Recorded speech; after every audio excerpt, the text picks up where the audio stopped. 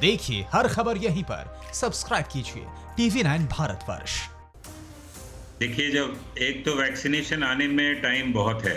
ये एक बहुत गलत लोगों का एक्सपेक्टेशन है कि 1-2 महीने में वैक्सीन आएगा और सब सही हो जाएगा। हाँ। ये जो बीमारी है ये हमारे देश में और वर्ल्ड में आप समझ लो कि 9 महीने से 1.5 साल तक इस एक्टिव एग्रेसिव फॉर्म में रहेगी।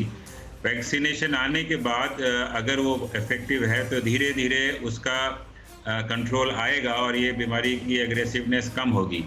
लेकिन ये भी हमें देखना है कि ये जैसे वायरस है ये म्यूटेट कर रहा है, अपने को नया फॉर्म में लाता है जल्दी तो वैक्सीन की ग्रोथ, वैक्सीन का चेंज भी उतना फ्रीक्वेंटली होना है कि हर नए स्ट्रेन को वो कवर करे। बहुत वैलिड पॉइंट आपने बोला है। हाँ।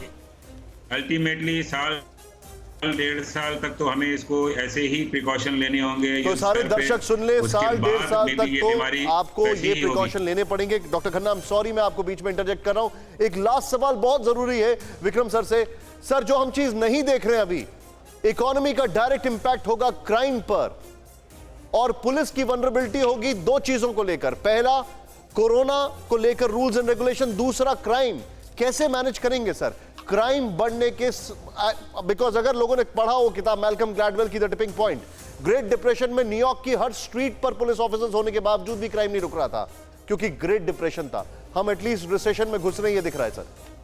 निशान जी, आपने देखा होगा कि कितनी भी बड़ी और चुनौती क्यों ना हो, पुलिस विभाग ऐसा एक प्रति उत्तर देती है, मुंह तोड़ जवाब देती है। आज अगर आप देखें कि क्राइम 90% कंट्रोल में है, उसका कुछ योगदान तो लॉकडाउन का है, लेकिन एक एक पुलिस कर्मचारी अपनी छुट्टी, अपनी शादी, अपने घर के गमी, इन सबको पोस्टपोन करके, नजरअंदाज करके अगर जनता की सेवा कर रहा है। जहां कहीं मृतक है उनके बच्चों को गोद ले रहा है। एक गरीब कांस्टेबल 5 फैमिलीज को खाना दे रहा है। मुझे हर तरफ मंगल ही मंगल, कल्याण ही कल्याण दिख रहा है, क्योंकि पुलिस विभाग बना ही इसीलिए है त्याग की एक मूर्ति के रूप में, और वो कभी आपको निराश और राष्ट्र को निराश नहीं करेगा।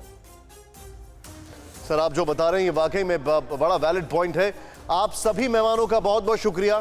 Thank you so much sir. आप लोगों का ओपिनियन आया, आपका पॉइंट ऑफ व्यू आया। दो चीजें बड़ी महत्वपूर्ण हैं। पहला, सरकार से कितनी उम्मीद करेंगे भैया, खुद भी तो कुछ करिए। आप भी तो दुकानों पे मत इकट्ठा होइए, भगवान के लिए समझिए इस चीज को। और दूसरी चीज जो उससे भी महत्वपूर्ण है, कोरोना है सदा के लिए। अब इसका रूप बदल जाए तो कुछ भी हो जाए, लेकिन ये रहेगा सदा के लिए। तो अब आप नए जिंदगी के तरीके से अपने आप को रूबरू न कराइए, बल्कि इसमें ढल जाइए।